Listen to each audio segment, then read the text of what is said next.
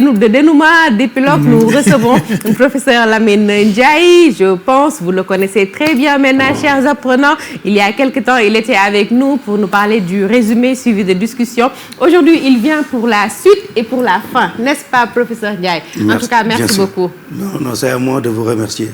Donc, je reviens un peu pour terminer le travail sur le résumé suivi de discussion, la méthodologie, et avec un exercice d'appui.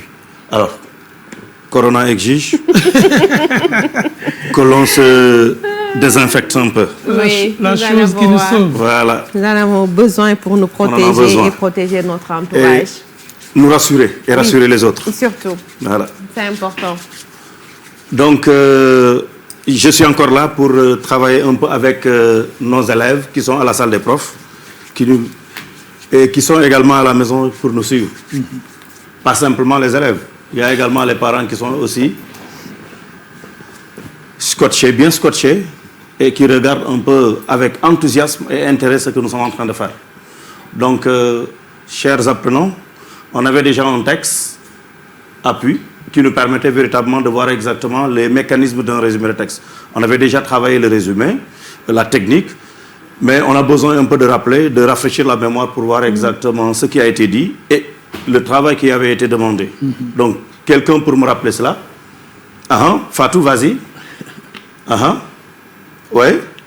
Ok, d'accord. Donc, on devait chercher ce qu'on appelle le thème du texte.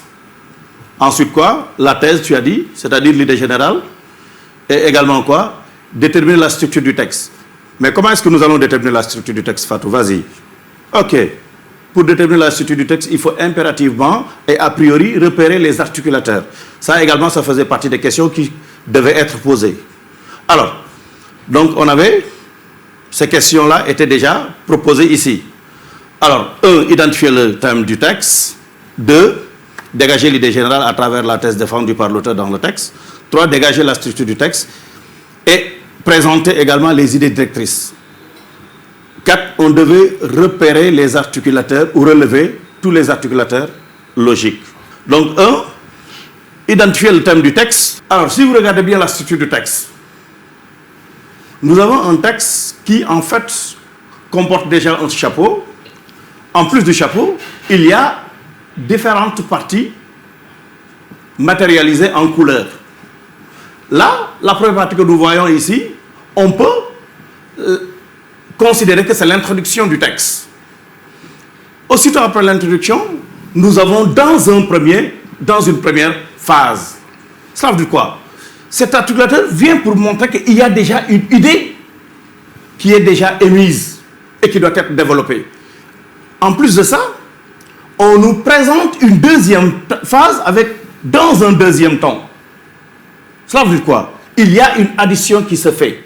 On a ajouté une autre idée, nouvelle, différente de la première idée, défendue dans la première phase. Là également, l'auteur vient pour nous faire part justement de enfin. Ça veut dire quoi? Ça veut dire qu'il termine maintenant la présentation de ces idées. Alors, ces différentes phases-là apparaissent à travers quoi? D'abord, le thème développé, c'est la littérature africaine. C'est ça la thématique en fait. Ici, dans ce texte, on nous parle exclusivement de la littérature africaine. Frantz Fanon nous parle de la littérature africaine, mais pas plus précisément de la périodisation, selon lui, de la littérature africaine d'expression écrite ou du roman africain, si vous voulez. Alors, cette périodisation, d'après lui, nous avons 3 phases de cette littérature-là. D'abord, une littérature d'imitation. Ensuite, selon toujours l'auteur, nous avons une littérature de souvenirs ou une littérature nostalgique à travers la remémoration. Et une 3e phase qu'il nous présente à travers une littérature de contestation, c'est-à-dire là, les auteurs ou l'intellectuel africain s'érige en défenseur justement de son peuple. Et c'est cela qui fait que quelque part, ces 3 phases apparaissent dans la littérature. Vous allez me demander, chers apprenants, mais monsieur, où est la dernière phase justement de la littérature africaine d'expression écrite dans la périodisation du roman africain? Oui, c'est cette phase-là qu'il n'a pas précisée dans son texte. Il y a une dernière phase qui en fait état de la période de 1960 à nos jours, au lendemain de l'accession à la souveraineté internationale, justement, cette littérature-là qui était venue pour non pas s'en prendre aux colons, mais qui, en fait, travaillait sur les dirigeants africains. Alors, pour un peu vous montrer comment se structure un résumé de texte. Parce que vous savez, en fait, chaque fois que vous parlez, vous faites demande d'une spécialisation ou en dissertation ou en commentaire ou en résumé. Mais moi, je vous ai toujours dit qu'on ne peut pas être spécialiste en dissertation et ne pas être excellent en résumé de texte. C'est impossible. Pourquoi? Parce que le résumé porte le plus souvent, ça porte d'ailleurs naturellement sur le texte argumentatif, oui, très bien Fatou. Et maintenant, portant sur le texte argumentatif, vous êtes obligé de travailler la structure argumentative. Et c'est ce que vous serez tenté de faire en dissertation. Alors donc, qui peut le plus doit en principe pouvoir le moins. Et là, quand vous avez par exemple, on prend le premier paragraphe par exemple. Là, on s'intéresse au premier paragraphe. Si vous devez résumer ce premier paragraphe, qu'est-ce que vous devez faire concrètement? On a déjà déterminé la structure du texte. Le thème, c'est la littérature africaine. Ensuite, là, la thèse, c'est quoi? Les grandes étapes de la littérature africaine d'expression écrite, selon Frantz Fanon. Alors, et là, on peut supposer que ce soit le roman particulièrement. Maintenant, cette structure laisse entrevoir 3 paragraphes. Le premier paragraphe, littérature africaine d'imitation ou de consentement. Et ça se comprend aisément, parce que là, nous sommes dans la période de la colonisation. La deuxième phase, c'est la période justement de nostalgie. L'Africain commence à être nostalgique. L'Africain commence à se réveiller. C'est le moment du petit réveil, de la petite prise de conscience, qui conduit progressivement vers le troisième paragraphe, c'est-à-dire vers la littérature de contestation, c'est-à-dire la littérature de libération. Alors, si on voit un peu, ici, la structure du paragraphe, et c'est la même structure que vous avez appris, que nous avons appris en texte argumentatif, quand on faisait la dissertation. Alors, un texte argumentatif ou un paragraphe argumentatif est composé de quoi? C'est composé d'une idée directrice. C'est composé également d'arguments. Pourquoi on a mis ici SA argument? Oui, très bien Ibrahim. Parce que simplement, dans un paragraphe argumentatif, l'auteur peut décider délibérément de développer son idée à travers plusieurs arguments. C'est cela en fait. C'est pourquoi on a mis ici SA argument. Ensuite, un paragraphe est composé de quoi? Il est composé d'illustrations, c'est-à-dire les preuves qui viennent soutenir ou sous-tendre véritablement l'argumentation développée par l'auteur dans son texte. Et si on regarde un peu le premier paragraphe qui est là, si on le schématise ici, on a l'idée directrice présentée par l'auteur ou l'énoncé de la thèse de l'auteur, c'est quoi? Et on avait la fois dernière demandé à poser un certain nombre de questions. Quoi? Qu'est-ce qui est dit ici? Il est dit que l'intellectuel colonisé prouve qu'il a assimilé la culture de l'occupant. C'est ce qui est dit. Nous, dans notre résumé, c'est ce que nous devons travailler. Comment est-ce que nous devons le travailler? On doit maintenant s'appesantir sur les arguments qu'il a développés. Il l'a développé dans une argumentation. Et maintenant, ce faisant, nous, qu'est-ce que nous devons faire? Voir comment est-ce que son argumentation a été structurée. Comment est-ce qu'il a expliqué? À travers comment? Le comment qu'on avait demandé de poser la fois dernière. On avait dit, poser la question du comment, c'est voir comment est-ce que l'argumentation est faite. Alors, il a expliqué, mais nous allons voir l'explication. Comment est-ce qu'il a expliqué? Il dit que ces œuvres correspondent, oui, point par point à celles des homologues de la métropole.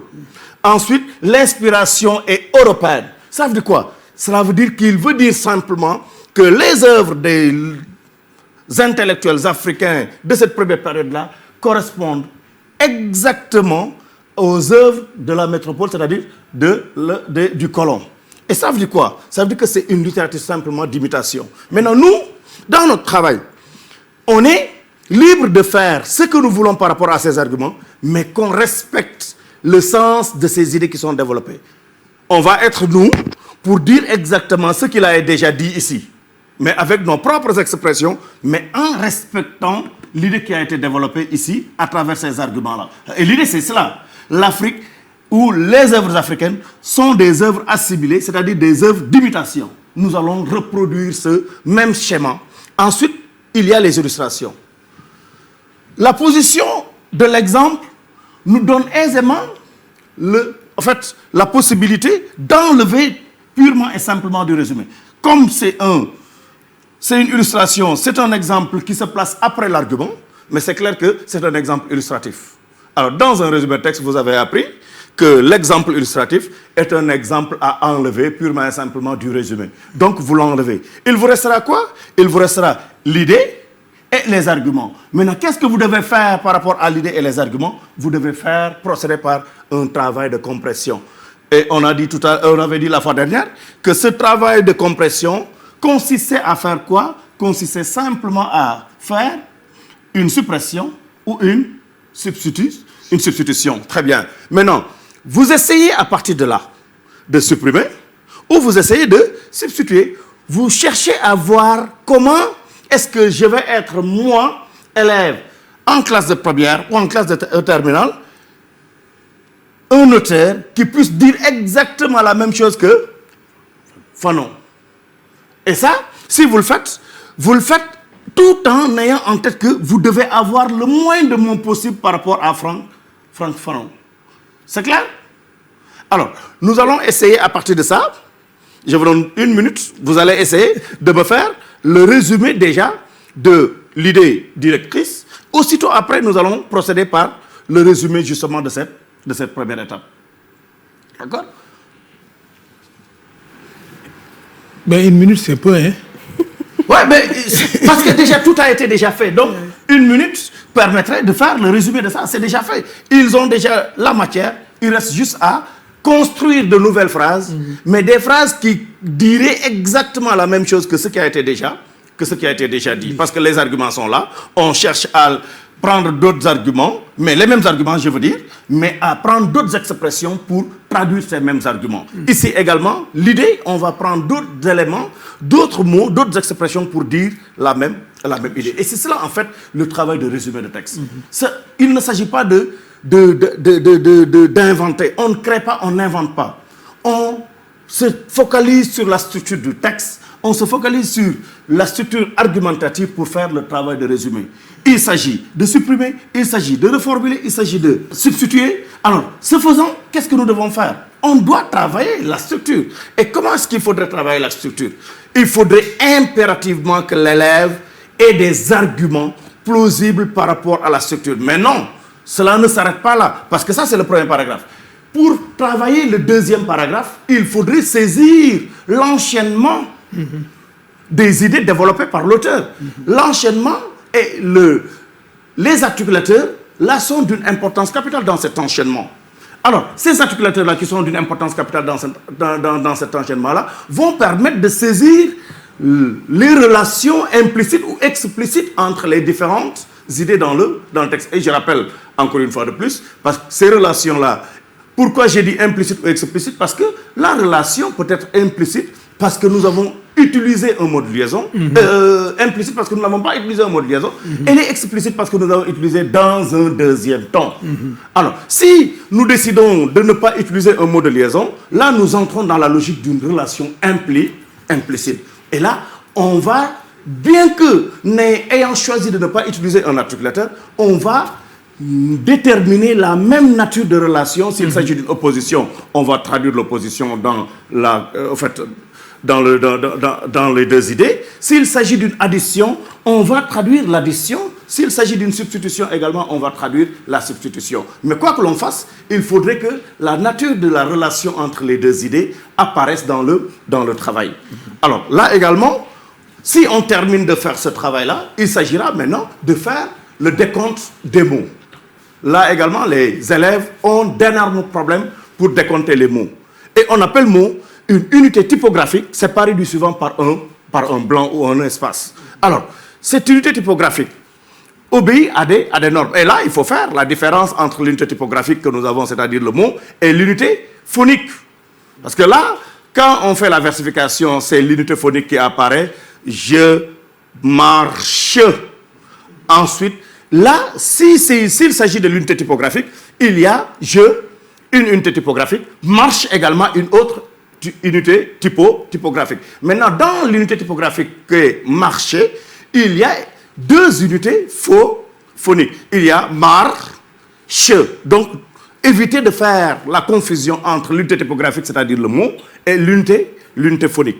Là également, dans le décompte des mots, prendre en compte les chiffres, les abréviations, prendre en compte également les sigles. Là, c'est des éléments extrêmement importants. Les sigles, quand on les met, ça compte pour un seul mot. Ça, il faudrait le savoir. Il faudrait savoir que les sigles comptent pour un seul mot. Les dates de préférence, il faudrait les mettre en chiffres. Maintenant, si vous les mettez en chiffres, ça compte pour un seul mot également. Maintenant, les chiffres. Les chiffres, également, il faudrait faire en sorte, si vous mettez par exemple 2015, ça compte pour deux mots parce qu'il y a trois mots, parce qu'il y a 2015. Ça compte pour trois mots. D'accord? Là également, les L', D'. Ces éléments également dans le décompte des mots comptent pour un mot entier. Ça aussi, les élèves font des erreurs.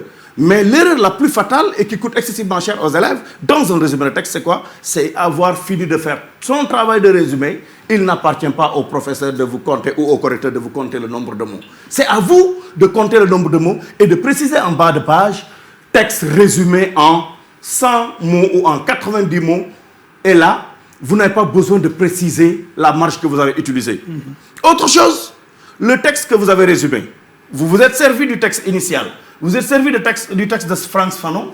Vous avez résumé cela. Cela n'appartient plus à Frantz Fanon. Cela n'appartient plus à l'auteur. Donc, vous n'avez pas le droit de préciser les références textuelles en bas de page. Vous n'avez plus besoin et vous n'avez pas le droit également de, si le texte comporte un titre, de mettre un titre. Ça, vous n'en avez pas le droit. Vous n'avez pas le droit de mettre un titre. Vous n'avez pas le droit également de préciser les références textuelles. Parce que le texte n'appartient plus à Frantz Fanon. C'est clair? Voilà. Donc, à partir de ça, vous allez essayer de faire le second paragraphe relié au premier et de me faire le troisième paragraphe relié au second et vous envoyer par WhatsApp, sinon vous envoyez sur YouTube. Exactement. Et là, on va essayer de voir exactement celui qui fera la meilleure production. Voilà, je vous remercie. Et au passage, je remercie l'ensemble des collègues de français, d'ailleurs, voilà, et les élèves un peu partout. Voilà, je vous remercie. Mille merci à vous. Merci beaucoup. Professeur Lamine Ndiaye. Voilà. Docteur Massamba, de temps en temps, il faut me secouer parce que bon, je quitte le